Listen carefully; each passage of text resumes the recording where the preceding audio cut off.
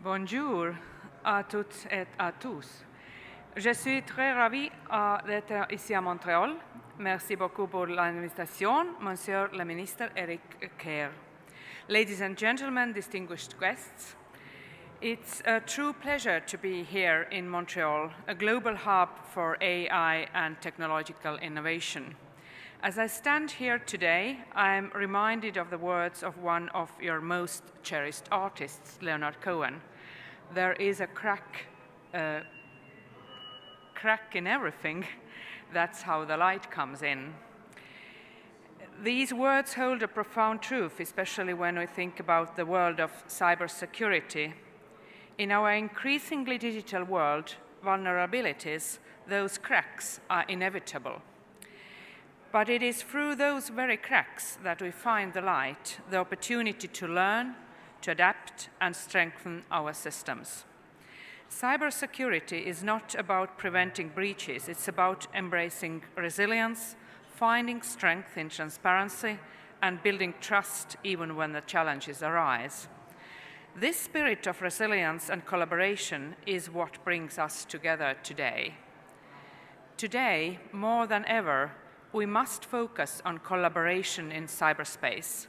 As our world becomes increasingly interconnected, it should be clear to everyone that to preserve our democratic values, maintain efficient public services, and drive innovation, we must work together to ensure the security and resilience of our digital infrastructures. Digital transformation brings unprecedented opportunities, but it also introduces new vulnerabilities, and none of us can afford to face these challenges alone. Estonia's journey offers valuable lessons in this regard. We are known as one of the most digitalized countries in the world, a status we achieved by placing cybersecurity at the heart of our digital developments. However, this was not without overcoming significant challenges. In 2007, Estonia became the first nation to suffer under a cyber attack on a national scale, a coordinated Russian state-sponsored attack that targeted our government, financial institutions, and communications infrastructure. It was at the time the largest organized cyber attack against a single country. That experience was a turning point for Estonia. We learned a critical lesson: the need to confront cyber threats collectively. We understood that a resilient cyber defense cannot be achieved in isolation. Tackling these challenges alongside like-minded nations and international partners has been essential. And here I am, particularly grateful for the close partnership with Canada and Quebec. Later in the day, you will hear Minister Kerr and me talk about our cooperation. Moreover, international cooperation has already yielded concrete results. On the 5th of September this year, Estonia attributed the year 2020 cyber attacks against our country to members of Russian military intelligence, following an investigation supported by our allies. This action sends a clear message that cyberspace is not lawless, and those responsible for cybercrimes will be held accountable. Today, Estonia is recognized as a leader in cybersecurity. We are proud to host both the NATO Cooperative Cyber Defense Center of Excellence and the European Union Agency for the Operational Management of Large-Scale IT Systems, located in our capital, Tallinn. Since the 2007 cyber attack, we have made continuous improvements in our cybersecurity defenses, and our private sector has developed the skills and solutions that the world needs to safeguard the digital age. We recognized early on the crucial role of the private sector. Estonia's private companies have been instrumental in sharing expertise, fostering innovation, and strengthening the collaboration necessary to protect our digital infrastructure. At the heart of Estonia's digital success is a simple but powerful principle: digital and secure by default. This means that all our public services are designed to be available digitally first. Cybersecurity is crucial to making this possible. Every digital service we offer in Estonia, whether it's e-residency, e-taxation, or internet voting, it must be secure by design from the very beginning. The trust of our citizens depends on this, and the trust is rooted in transparency. I may understand the fear that surrounds governments becoming increasingly digital, but we must always remain critical and vigilant of those in power. But I want to emphasize this: digitalization is not an enemy, at least no more than paper. In fact, it can be one of the greatest allies in building a more transparent and accountable society. When Estonia regained its independence in 1991, we faced the daunting task of dealing with the legacy of Soviet occupation and its corruption. We, as free and independent country, chose a totally different path. We embraced digitalization as a tool to foster openness and trust. The truth is, it is far easier to be corrupt on paper than in digital world, where transparency is embedded in every transaction. Today, Estonia is considered one of the least corrupt countries in the world, and that is no accident. This transformation was only possible because of our digital journey. Our experience shows that when implemented with the right safeguards and principles, digitalization can be a powerful force for good, one that empowers citizens and holds governments accountable. Our government made a conscious decision to be transparent about the threat and our response. This openness laid the groundwork for building trust in our digital services. Cybersecurity for us is not just a defensive mechanism, it is an enabler of digital transformation. To succeed in the digital age, nations need a strong vision and a strategic approach that integrates cybersecurity into every aspect of their digital services. We have seen this principle in action beyond our own borders. Ukraine's ongoing fight for sovereignty and democracy has demonstrated the critical importance of digital transformation with cybersecurity at its core. Amid the conflict, digital services have become a lifeline for many Ukrainians.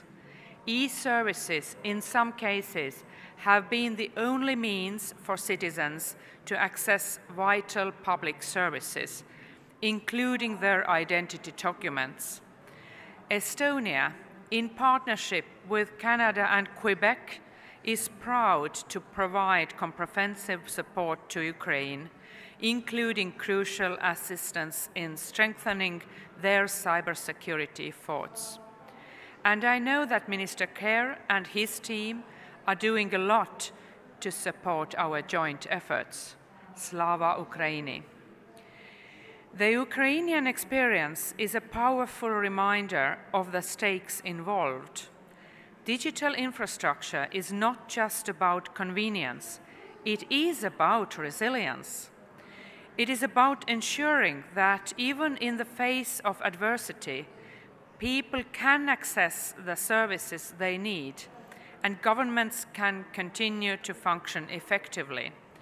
This is why investment in cybersecurity is not just a technical necessity, It is a moral imperative. The same kind of investment should be made to artificial intelligence. AI and cybersecurity are often spoken about with a sense of fear, but the truth is AI should be seen as a powerful tool, not something to fear. I can confidently say this here in Montreal, home to one of the world's most vibrant AI ecosystems. Just as with any transformative technology, the key lies in how we choose to use it. AI can help us predict, detect, and respond to cyber threats faster and more accurately than ever before, giving us the edge against increasingly sophisticated attacks. It can analyze vast amounts of data in real time, spot vulnerabilities we might miss as humans, and even automate routine tasks, allowing human experts to focus on more complex challenges. Yes, AI can be exploited by bad actors, but that's why we must lead the way in developing ethical AI frameworks that ensure its responsible use.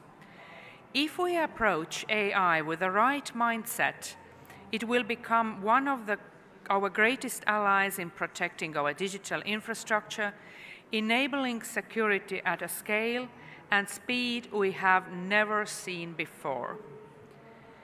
As we look to the future, it is clear that the challenges in cyberspace will only grow more complex, but so will the opportunities. By working together, by building on the partnerships between countries like Estonia, Canada, and Quebec, and by leveraging the strengths of the private sector, we can ensure that our digital future is one that is secure, resilient, and filled with potential. Remember, prioritizing cybersecurity is not just about safeguarding our digital continuity. It's about defending the very values that define who we are.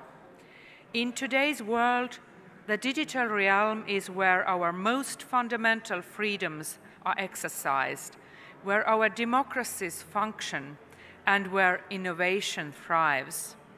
A failure to protect cyberspace is a failure to protect the free world itself. Cyber attacks are not just technical breaches. They are attacks on the principles of openness, trust, and the rule of law. By prioritizing cybersecurity, we are not merely protecting data or infrastructure. We are a standing guard over our democratic values, our freedom of expression, and the sovereignty of nations. In this sense, cybersecurity is the front line in the defense of the free world, and the stakes have never been higher. In closing, I want to reaffirm Estonia's commitment to collaboration, innovation, and security. We look forward to deepening our partnership with Canada and Quebec, and we will remain dedicated to sharing our expertise and experiences.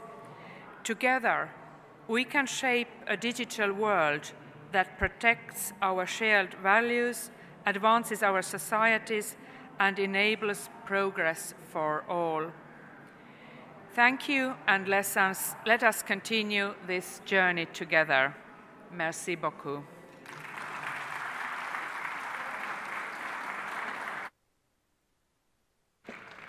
Alors, un grand merci. Je vous invite également à consulter votre horaire. Nous allons avoir une discussion justement entre le Canada et la République d'Estonie pour parler un petit peu des plans d'action qui sont envisagés entre nos deux pays. Donc, c'est, si je ne me trompe pas, cet après-midi, mais regardez sur votre horaire détaillé afin de ne pas manquer cette discussion à deux. Alors, nous allons tout de suite passer au premier segment de la journée. Je vous rappelle encore une fois que vous pouvez toujours utiliser, pour ceux et celles qui viennent de se joindre à nous, vos moniteurs pour la traduction simultanée, que ce soit sur le canal 1 pour l'anglais ou le canal 2 pour le français. Alors, le prochain segment va parler d'une étude qui a été faite et on va vous donner un petit peu les résultats des les différents défis et des opportunités qu'ont révélé ce rapport. Comme vous le savez, la pénurie mondiale de talents en cybersécurité est quand même assez criant et pourrait avoir un impact assez important au niveau des coûts de la cybercriminalité qui pourrait atteindre 10 milliards et même plus, 10 500 milliards US d'ici 2025. Donc, on parle vraiment de montants assez astronomiques. Alors, l'écosystème de la cybersécurité québécoise a décidé de se développer beaucoup plus rapidement afin de pouvoir justement contrer ce problème.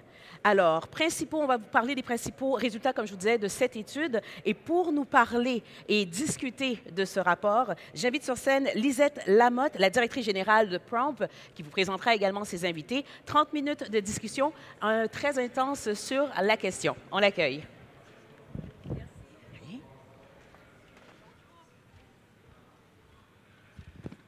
Bonjour tout le monde, merci. Alors, je suis Liette Lamonde, directrice générale de Prompt. Ça me fait vraiment plaisir d'être avec vous aujourd'hui. On va vous présenter notre tout premier portrait de la cybersécurité au Québec. Je vais voir si ma présentation apparaît. On la voit? Parfait, merci. On ne la voit pas, nous. Ah, parfait. D'abord, pourquoi un tel portrait et pourquoi Prompt voulait faire un tel portrait aussi? Deux bonnes raisons. Prompt a un programme de financement en cybersécurité depuis 2019. On finance des projets d'innovation en cybersécurité. Et puis, on faisait le constat qu'on ne peut pas améliorer ce qu'on ne peut pas mesurer et qu'il fallait commencer à mesurer. Il existe très peu de données encore sur l'état de la cybersécurité au Québec et on voulait donc jeter comme ça une première itération. C'est le début. Ça ne peut pas être la dernière fois qu'on fait une mesure, je pense. Je pense que c'est important pour qu'on comprenne mieux notre écosystème, qu'on comprenne ses forces, qu'on voit ses faiblesses en face aussi, puis qu'on puisse voir ce qu'il menace, parce qu'il y a des menaces aussi à notre écosystème en cybersécurité, et quelles sont les opportunités qu'on peut saisir également. Alors, c'est un portrait qui a fait appel à 3 méthodologies bien complémentaires, à savoir une recherche documentaire, une analyse, un portrait statistique qu'on a fait à partir d'informations publiques, mais aussi d'un sondage auprès des entreprises en cybersécurité du Québec, et également des entretiens semi-dirigés. Naturellement, un portrait comme ça ne se fait pas tout seul. Donc, c'est le fruit d'une large collaboration. Je veux remercier les professeurs Daniel Caron de l'ENAP, Benoît Dupont de l'Université de Montréal et également Nicolas Duguay d'INSECEM et Pascal Fortin de CyberEco. Et finalement, je remercie le ministère de l'Économie, de l'Innovation et de l'Énergie, ainsi que le ministère de la Cybersécurité et du Numérique. Voilà pour les remerciements. Alors, plutôt que de vous présenter tout le portrait, de toute façon, il fait 60 pages puis j'ai 30 minutes, donc je ne pense pas que ça va arriver. Je vous donne plutôt un teaser aujourd'hui pour vous donner le goût d'aller lire le fameux portrait qui est en ligne sur notre site Web. J'ai plutôt choisi de faire ressortir quelques-uns des éléments principaux de découverte dans ce portrait et de le mettre en relief avec des vrais entrepreneurs du milieu de la cybersécurité au Québec. Donc, je vous présente Georges Guéniget, Georges de IP-Talkie, qui est son PDG et fondateur. IP-Talkie, c'est une entreprise de développement de logiciels. Donc, ils ont développé une solution innovante basée sur la biométrie comportementale, les algorithmes d'IA et la validation par registre distribué. Bonjour, Georges. Bonjour, ça me fait plaisir d'être ici. Bien, merci d'être là. Et Mathieu Lavoie. Donc, Mathieu, tu es le cofondateur de Flair. Et Flair, c'est une solution tout en un de gestion de l'exposition aux cybermenaces. Et vous simplifiez comme ça la détection et la prévention des cybermenaces externes. Merci d'être là, Mathieu. Merci, Liette, de me recevoir aujourd'hui. Alors, je commence par vous présenter quelques statistiques de notre portrait. C'était nous, donc vous nous voyez en vrai, ça va être plus sympathique que simplement une slide. J'essaie d'avancer. Voilà. D'abord, qu'est-ce qu'elles offrent, nos entreprises québécoises, en matière de cybersécurité? Ce qu'on constate, c'est que 54 offrent uniquement du service. On a 17 qui offrent uniquement du produit. Et donc, le 29 qui reste font une combinaison des deux. Ce qui est très intéressant, et ça, c'est à partir de les 157 entreprises qu'on a répertoriées au Québec. Ce qui est intéressant, c'est que la très grande majorité des entreprises s'appuient sur des solutions logicielles propriétaires. Ce sont des entreprises qui innovent, ce sont des entreprises qui créent de la propriété intellectuelle. Ici, au Québec, 86 ont généré de la propriété intellectuelle et de l'innovation à l'interne. Et quand on a mappé les différents types de domaines dans lesquels ils ont une expertise, on voit que les trois principaux, ce sont les services gérés. Ça fait plein de sens parce qu'on a dit que 54 offrent des services uniquement. La gouvernance de la cybersécurité, qui souvent s'inscrit aussi dans les services. Et puis finalement, le troisième, ce sont les tests d'intrusion. Alors, voilà pour l'offre de services. Quand on regarde un peu la taille de nos entreprises, en termes de nombre d'employés, ce sont généralement de petites entreprises. 55 ont 10 employés ou moins. 24 ont entre 11 et 49 employés, ce qui reste donc seulement 21 des entreprises qui, elles, ont plus de 50 employés.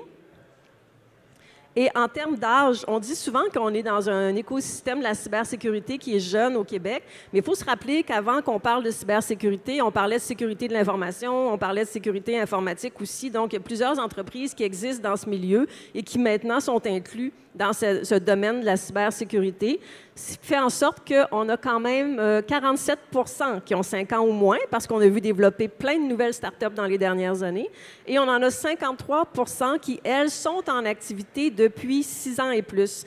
Et dans cette tarte de 53 là, il y en a 26 qui existent depuis plus de 15 ans. Regardons maintenant si elles sont profitables. Donc, 55 nous disent que oui, elles le sont. 26 nous disent qu'elles sont déficitaires et 19 qu'elles sont à l'équilibre. Quand on regarde le 26 déficitaire, ce n'est pas surprenant dans le milieu. C'est un milieu qui est en forte croissance. Il y a des entreprises qui sont encore au stade de start-up, qui investissent énormément, autant dans leur R&D, dans l'acquisition de clients présentement, puis dans l'acquisition de nouveaux employés et de talents pour pouvoir grandir. Donc, c'est pas surprenant à voir, là. Et ma dernière statistique avec vous, avant de passer à mon panel, qu'en est-il de la croissance de ces entreprises-là entre les années 2021 et 2023? C'est ce qu'on a demandé dans le cadre du sondage. Bien, comme le secteur, c'est des entreprises qui sont en forte croissance, alors on a 49 des entreprises, donc près de la moitié, qui ont connu une croissance de plus de 40 entre 2021 et 2023. Si on regarde en termes de nombre d'employés, maintenant, on voit que 38 ont une croissance de 31 et plus. Et puis finalement, au niveau des exportations, ça se répercute aussi. Une hausse de plus de 25 des exportations pour près de 30 d'entre elles. Donc, un beau secteur, bien en croissance au Québec. Et pendant que je vais me tourner vers mes collègues du panel, je vous laisse pour référence cette nouvelle cartographie de notre écosystème qu'on a fait. Là aussi, une première itération. Alors, n'hésitez pas à venir nous parler si vous voyez des choses qu'on peut améliorer. C'est le début. Alors, messieurs, quand on regarde ce portrait, moi, j'aimerais qu'on fasse le portrait rapide de vos entreprises. Donc, peut-être me guider un peu où vous en êtes en termes d'offres de services, produits. Bon, on a 2 entreprises de produits ici aujourd'hui. En termes de nombre d'employés, de croissance, et est-ce que vous êtes déficitaire, rentable? Georges, je commence avec toi. Parfait. Donc, comme Lia disait, nous sommes une firme qui avons développé une solution d'identité numérique basée sur la biométrie comportementale. On est dans notre 5e année d'existence. On est une dizaine d'employés. On pourrait dire à la croisée des chemins. Le développement est fait. On a commencé la commercialisation de notre solution. Donc, vous devinez qu'on n'est pas profitable à ce moment-ci encore. Mais on ose l'espérer l'être bientôt. Est-ce que c'est grave de ne pas être profitable? Comment c'est perçu présentement par exemple, les investisseurs ou les banquiers? Non, ça, je pense que c'est un fait qui est attendu d'être déficitaire dans les premières années. C'est pour ça qu'on va en parler plus tard aussi des programmes qui peuvent venir soutenir des organisations comme nous. Mais non, ce n'est pas quelque chose qui est anormal. Merci, Georges. Et vous, Mathieu, comment ça se passe du point de vue de Flair? Ça se passe bien, même si, encore une fois, on est une compagnie de produits, donc on est dans la catégorie la plus petite. On est uniquement du produit, on ne fait pas de service. C'est une compagnie de 85 employés. Désolé, je perds un peu le compte. Ça vous donne un peu au niveau de la croissance de l'entreprise.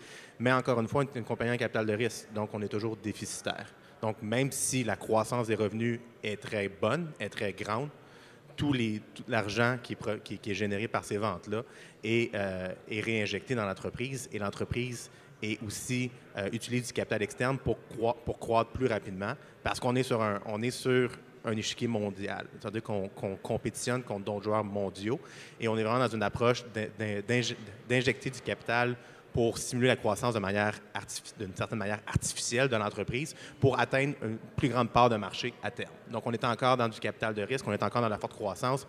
Au niveau de la croissance, nous, on est au-dessus de doubler, même des fois tripler, dépendamment des années. Là. On est au niveau d'équipe, au niveau des revenus.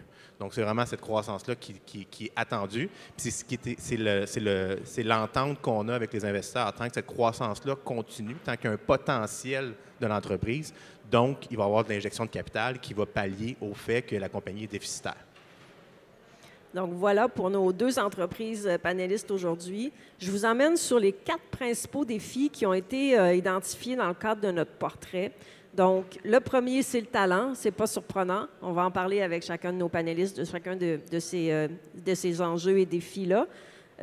Donc, au niveau du recrutement, la compensation aussi, bon, il y a les gens s'arrachent un peu les experts en cybersécurité, donc forcément, ça augmente le prix des salaires aussi. La rétention et la formation. Le deuxième enjeu, c'est la recherche et l'innovation. 53 des entreprises sondées consacrent plus de 20 de leur coût opérationnel à faire de la recherche. C'est important, mais c'est un secteur qui est tellement rapidement changeant que ça fait plein de sens aussi. Et le même pourcentage, donc 53 nous disent qu'ils ont recours à des aides gouvernementales, autant pour l'innovation, la R&D, mais aussi pour la commercialisation. Et dans ce cadre-là, certaines disent connaître des enjeux de pays, que souvent faire de la recherche collaborative, donc avec les universités et les centres de recherche, on a des visions différentes de ce pourquoi on travaille ensemble. Alors, ça peut être parfois ardu. On va en parler aussi. Le financement, donc, les entreprises ont beaucoup recours au financement gouvernemental. On mentionne la difficulté d'accès au capital aussi. Et le fait que les aides gouvernementales ne sont pas toujours adaptées à la réalité des petites entreprises. Et on en a beaucoup, des petites entreprises en cybersécurité. Et finalement, la commercialisation, on le sait, au Québec, on est très bon à développer, mais parfois plus de difficultés à commercialiser. Mais il y a quand même une complexité additionnelle en cybersécurité. On nous parle de commercialiser auprès des PME du Québec. Ce n'est pas évident parce qu'elles ne sont pas nécessairement sensibilisées encore au fait d'investir dans leur cyber-résilience. Commercialiser auprès des gouvernements ou des grands donneurs d'ordre, il y a une complexité là aussi dans les appels d'offres. Donc, parlons-en. Et je vais les prendre un par un. Je vais commencer par le talent. Au niveau du talent, j'aimerais on sait qu'il y a des problèmes, mais j'aimerais qu'on voit c'est quoi les solutions que vous utilisez, puis comment vous réussissez à recruter puis à retenir le talent. Je vais commencer par toi maintenant, Mathieu. Oui, puis en fait, c'est un peu différent maintenant dans le sens parce qu'il y a 3 ans, c'est vrai que c'est difficile d'avoir des talents. Puis la manière qu'on faisait pour aller chercher une main-d'œuvre qui était qualifiée, c'est de vendre l'aventure start-up. Dans le sens où est-ce que c'est pas parce que tu n'as pas besoin d'être un cofondateur pour avoir l'aventure start-up, puis nous, c'est ce qu'on vendait à nos employés. Disant, vous allez savoir quand ça va bien, vous allez savoir quand ça va mal, on va vous présenter les board decks, on va vous avoir vraiment les informations de l'entreprise, puis vous allez vivre cette même aventure-là, le même stress jusqu'à un certain niveau que le reste de l'entreprise, dans le sens où est-ce que c'est un peu ça qu'il faut vendre, c'est d'avoir la notion d'impact. Est-ce que ça vous intéresse de vivre l'aventure, d'avoir l'impact, de vivre l'aventure start-up? Puis nous, bien, ça faisait partie, dans le fond, de l'approche qu'on avait pour convaincre des gens de, OK, des fois prendre un 30, des fois même 40 de différence salariale dans une optique d'aller vers, oui, une compensation avec l'équité, mais aussi une aventure puis avoir un impact direct. Est-ce que ça t'intéresse? La mission, est-ce que ça t'intéresse? Oui. Bien, viens avec nous, on va faire arriver les choses à terme. Les premiers talents qu'on recrute dans une entreprise, c'est toujours les amis. parce que c'est les seuls qu'on est capable de convaincre d'embarquer dans cette aventure folle avec nous. La question qu'on posait au début, mais là on ne la pose plus, inquiétez-vous plus, c'est combien tu as besoin d'argent pour subsister à tes besoins? Puis après ça, c'est comme ça qu'on commence la négociation salariale. Mais au final, je me répète, tu n'as pas besoin d'être cofondateur pour vivre cette aventure start-up-là si jamais ça vous intéresse. C'est un peu ça qu'on vendait aussi comme, en fait, c'était l'entente qu'on avait. C'est pas ce qu'on vendait, c'est l'entente qu'on avait avec les employés. Merci, Mathieu. Georges, je pense qu'il y a quelque chose de similaire chez vous aussi en termes de transparence, entre autres. Tout à fait. Ça commence avec une culture d'entreprise.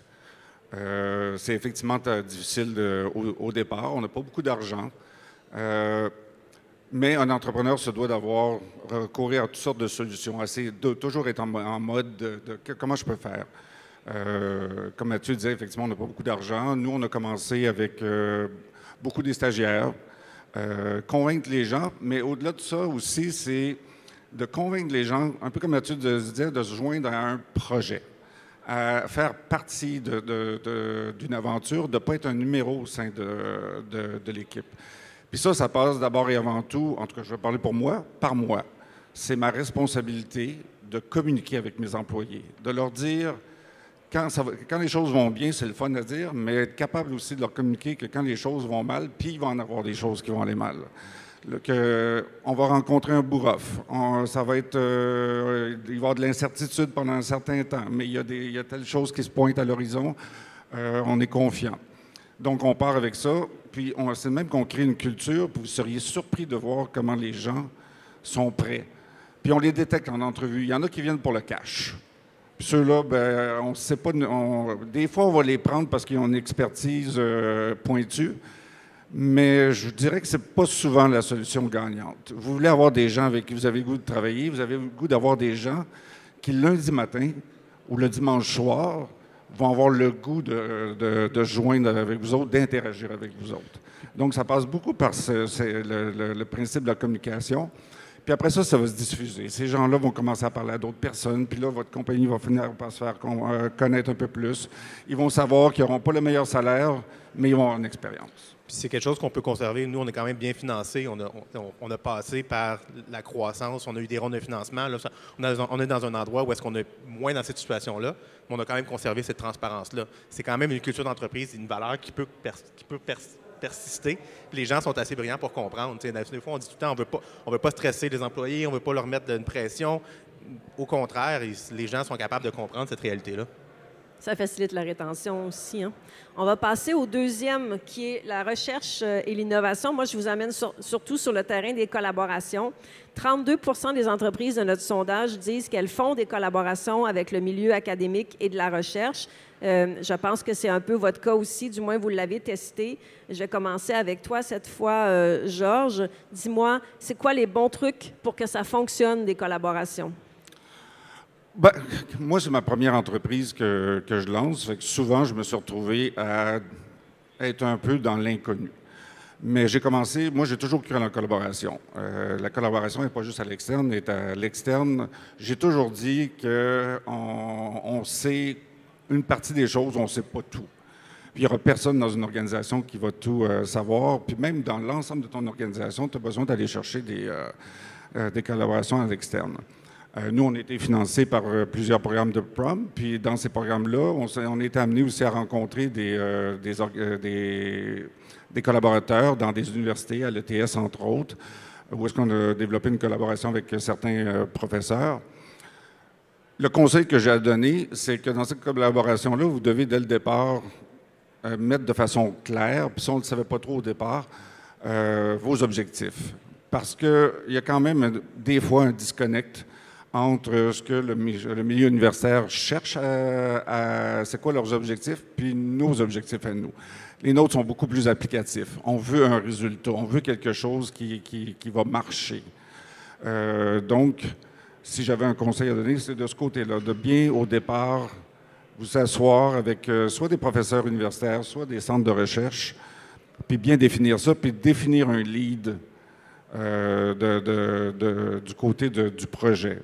Puis pas hésiter à redéfinir vos objectifs ou discuter quand il y a des problématiques qui viennent en cours de route. Donc, autant au début, c'est important de clarifier les objectifs, mais après, il faut suivre cette Tout à fait. relation-là pour s'assurer qu'on continue dans la même direction. Mathieu, as-tu des conseils, toi, à donner pour faire des collaborations fructueuses avec le milieu académique? Bien, je vais faire un peu de pouce sur ce qui a été dit. C'est que les projets dans une start-up, on dit en blague, mais c'est pas une blague, là, que une start-up, 2 ans plus tard, c'est de la science-fiction. Quand on commence des collaborations académiques, c'est de trouver des collaborateurs académiques qui sont prêts à s'adapter, qui ne veulent pas une ligne droite définie, qui dit on s'en va dans telle direction, puis on va présenter telle chose à telle conférence académique. C'est pas ça qu'on a besoin. C'est vraiment d'avoir des gens qui aiment cette incertitude-là, qui, encore une fois, comprennent la réalité que je vais te présenter un projet, puis que ça se peut que j'arrive 3 mois plus tard, puis je dis OK, non, on a changé complètement de direction, c'est pas ça qu'il faut faire.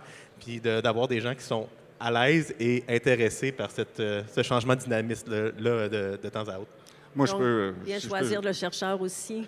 Mais si je peux ajouter, Mathieu a totalement raison. Parce que souvent, on va définir la collaboration sur un horizon de temps de 2 ans, par exemple. Puis dans une start-up, si on une chose qu'on sait, c'est que dans 2 ans, ce qu'on avait marqué sur papier, et 2 ans plus tôt, ça va être quelque chose de complètement différent. Et puis vous m'aviez parlé, quand on a fait la pré-entrevue aussi, de l'importance de collaborer pour les bonnes raisons. C'est-à-dire, c'est pas parce qu'il y a du financement qui existe là-dessus que forcément c'est une bonne idée de le faire pour votre entreprise à ce moment-ci, puis de trouver le bon programme de financement qui va être flexible lui aussi en cours de route. Exact. Puis je pense que ça revient à la même chose d'aller dans une approche où est-ce qu'il y a cette flexibilité-là aussi au niveau du financement. L'enjeu de beaucoup de programmes de financement, c'est que c'est une approche qui est quasiment waterfall. Puis le financement est libéré lorsque tel objectif qui était défini dès le départ est rencontré. Quand les objectifs changent, bien, il n'y a aucun des objectifs qui est rencontré, puis il n'y a pas de financement. Puis ça devient difficile. On va en parler, tiens, du financement. C'est quand même un gros défi dans tout l'univers des entreprises en tech, mais je veux dire aussi en cybersécurité. À votre avis, qu'est-ce que ça pourrait être 2 actions prioritaires que les gouvernements pourraient faire? Parce qu'on se tourne beaucoup vers les gouvernements pour le financement, pour faciliter le financement des entreprises en cybersécurité. Mathieu, est-ce que tu veux te lancer? Oui, je vais essayer de faire ça bref quand même, parce qu'il y a quand même plusieurs choses à discuter ici. Il y a vraiment plusieurs, ce qu'on appelle dans les startups des gouffres. Donc, il y a comme des gouffres tout au long de l'aventure qu'il faut être en mesure de traverser. Il y en a au début. Je pense qu'on en a parlé un peu. Lorsqu'on part une entreprise, il y a clairement un manque de financement j'ai une bonne idée, j'aimerais ça travailler temps plein là-dessus, mais je ne peux pas travailler temps plein parce que je n'ai pas de salaire. Donc, il y a comme une espèce d'approche au début où est-ce qu'on dit est-ce qu'il n'y aurait pas un avantage à avoir un programme de financement de 50, 100 000 qui est en safe, donc vraiment de la dette convertible, même si mon taux de succès sur ces entreprises-là va être 10 2 c'est pas grave dans le sens où est-ce que oui, il y a des gens qui vont peut-être abuser du programme, mais pour une personne qui abuse du programme, il y a peut-être des gens qui vont une motivation de faire une entreprise, dans le sens où est-ce que lorsqu'on fait une entreprise, c'est assez clair quand les gens le font pour les bonnes raisons. Puis bâtir toute une structure d'entreprise pour aller chercher 100 000 $, c'est pas nécessairement l'approche que la majorité des gens font. Je pense que la majorité des gens sont de bonne foi. Puis je pense qu'il faut les appuyer à ce niveau-là. L'autre approche qu'on a, puis si on le voit, c'est qu'on a beaucoup de programmes de financement au niveau du gouvernement qui sont basés sur des actifs, sur des choses qu'on peut mettre en garantie. Dans nos bureaux, on a peut-être 50 écrans puis une télé que je peux donner en garantie. C'est à peu près tout ce que j'ai à donner en garantie. J'ai de la propriété intellectuelle, puis c'est tout. Donc, quand on arrive dans ces programmes-là, de dire OK, mais j'aurais un financement si jamais tu veux ouvrir une usine. J'ai pas besoin d'ouvrir une usine. J'ai pas de garantie à donner en échange. Fait que tous les prêts plus grands, où est-ce qu'on est rendu, on a besoin de prêts de plus que qu'est-ce que, par exemple, PME Montréal donne, qu'est-ce que tous les organismes peuvent donner. On est rendu dans des prêts plus élevés. Puis à ce moment-là, bien, on a de la difficulté à donner des garanties autres que sur les revenus récurrents. C'est la seule garantie qu'on a. Donc, c'est difficile d'aller chercher des programmes gouvernementaux qui ne sont pas nécessairement adaptés pour des compagnies qui font de la technologie de l'information ou qui font de la propriété intellectuelle. Merci Mathieu. Et toi, Georges? Bien, je suis d'accord, il y a différentes étapes. Quand tu commences, naturellement, tes besoins financiers sont plus modestes. Il y a différents programmes qui peuvent s'adapter. Moi, je passais par différents niveaux. L'affaire, c'est que là, tu te mets à engager du monde, puis là, tu as des obligations financières qui viennent avec ça. Comme Mathieu vient de dire, on vend de l'intangible. Puis c'est encore plus difficile quand tu vas avoir un cycle de vente qui est plus long et une technologie qui est d'une certaine manière disruptive que les gens ont de la difficulté à comprendre. Moi, je voudrais plus m'attarder, parce que quand il disait des gaps, vous avez peut-être certains d'entre vous ont déjà entendu parler du tunnel de la mort, de la traversée du désert. Ça, c'est généralement, c'est la période où est-ce que vous avez fini votre innovation, vous commencez votre commercialisation, mais il n'y a pas de revenus. C'est là où vous êtes, vous, là. Hein? C'est en plein là où est-ce qu'on est présentement. C'est que j'ai soif, là, je suis dans le désert, là, je peux vous le dire, mais je pense que s'il pouvait avoir... Ça, je pense que c'est un manquement qui existe présentement dans les solutions de financement des gouvernements. On finance beaucoup la R&D. Il y a plusieurs programmes qui existent au niveau de la commercialisation, mais faire le pont entre les deux, un programme qui prendrait tout ça ensemble, qui accompagnerait, je pense que ça pourrait être une première étape. La deuxième étape, on a besoin d'aide de nos gouvernements. Mais en étant peut-être développer des programmes d'acheteurs ou pour des petites entreprises qui commencent, de ne pas avoir à se battre contre des multinationales ou contre des grandes compagnies qui ont déjà tous les réseaux. Moi, dans ma compagnie, là, tout le monde fait du développement. Moi, je fais tout le reste. Ça fait que j'ai un réseau, un peu, mais je n'ai pas un immense réseau. Donc, je pense qu'il y aurait ce côté-là, si on peut trouver des moyens Un peu comme tu parlais de Innovation Canada, là, qui donne des premiers contrats aussi en mode escalier, là, selon les différentes étapes. Il y a ça qui existe effectivement, mais il n'y en a pas beaucoup. Puis il faudrait que ça soit plus une approche top-down que nous qui sommes toujours à chercher. On ne les connaît pas, tous les gens. On ne sait pas qui aller voir nécessairement. Puis notre temps, comme on est dans mon cas, une seule personne, ben c'est sûr que j'en échappe. L'énergie, hein. Puis, j'aimerais ça qu'on ressente un peu. C'est une opportunité ratée plutôt qu'une critique qu'on fait, dans le sens parce que, clairement, au début, les petites entreprises, selon moi, il y a une opportunité de faire des subventions à plus petite échelle, de plus petite subvention à plus grande échelle, plus distribuée. Puis au stade où est-ce qu'on en est, nous, c'est du prêt qu'on veut. C'est plus de la subvention. On est dans du prêt gouvernementaux qui nous aide à utiliser cet argent-là qui est prêté pour faire monter la croissance à l'étranger, pour changer au niveau de la balance commerciale. On est vraiment à ce niveau-là.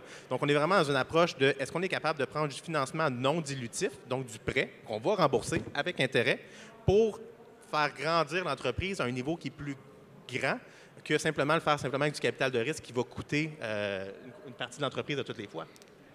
Il ne nous reste pas beaucoup de temps. On va passer au dernier enjeu. Il nous reste 5 minutes. Donc, on va passer au dernier enjeu qui est celui de la commercialisation. Lorsqu'on a fait notre portrait, plusieurs entreprises nous ont dit on a l'impression qu'on a un déficit de réputation comme entreprise québécoise quand on essaie de soumissionner sur des grands appels d'offres, que ce soit des marchés publics ou privés, hein, autant dans les grandes entreprises. Comment est-ce qu'on peut trouver une façon de mieux positionner les jeunes entreprises comme les vôtres dans ce contexte-là? Bien, moi, je comprends les acheteurs. Ce qu'on vend en cybersécurité, c'est de la confiance, c'est de la crédibilité. Lorsqu'on est une petite start-up, lorsqu'on débute, on peut avoir des liens de confiance avec des personnes qu'on connaît, mais malgré tout, on a un produit qui est très, très jeune. Et pour des grandes entreprises, c'est un risque d'affaires de faire affaire avec des compagnies comme la nôtre. Puis je comprends. J'ai été de l'autre côté, j'ai été dans l'autre situation. On voit ça. C'est vraiment cette approche-là de qu'est-ce qui peut être fait à ce niveau-là pour aider ces entreprises-là. Puis on dit les entreprises québécoises, je pense que n'importe quelle petite entreprise mondiale qui essaie de venir faire affaire avec le gouvernement ou des grandes entreprises ici va avoir la même situation. Je ne pense pas que c'est un cas unique au niveau des entreprises québécoises.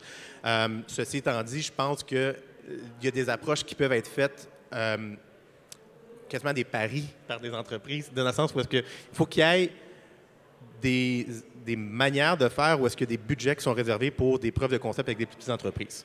Puis nous, on l'a vécu. Parfois, on est rentré dans des entreprises où est-ce qu'ils n'ont pas changé notre compétiteur. Notre compétiteur est resté parmi la grande entreprise, mais ils ont pris un pari avec nous à côté pour voir de quelle manière on allait être en mesure de se distinguer puis de se différencier à terme. Puis ça a été un bon coup de pouce pour nous. Intéressant. Georges, est-ce que tu vois d'autres solutions? Bien, la commercialisation, c'est effectivement un grand enjeu quand on est une petite entreprise. Il faut trouver des moyens qui peuvent nous aider. On utilise toutes sortes de choses. On utilise les délégations commerciales, tant du gouvernement fédéral que du gouvernement provincial. Ça, c'est pour l'étranger. Moi, pour une raison que je ne sais pas trop pourquoi, c'est peut-être parce que je connais bien du monde. Je vois des gens d'INSACEM dans la salle qui peuvent nous mettre aussi en relation. Ça semble plus facile à l'étranger que dans ma propre province. Ça, nul n'est prophète en son pays, qu'on dit? C'est quelque chose que je déplore. J'aimerais ça que ça soit un petit peu plus, qu'il y ait des actions qui font en sorte. Puis ça revient à mon point un petit peu que je parlais tantôt. Puis comme Mathieu dit, on vend de l'intangible, de la confiance. Puis c'est difficile d'aller chercher cette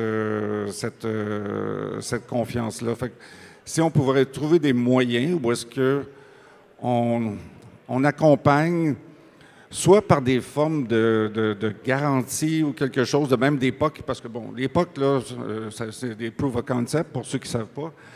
Ça, les gens sont prêts à en faire, mais ils ne sont pas prêts à payer pour. Mais c'est de l'énergie pour ça. C'est démontré, je vois des gens qui hochent la tête, là, mais c'est...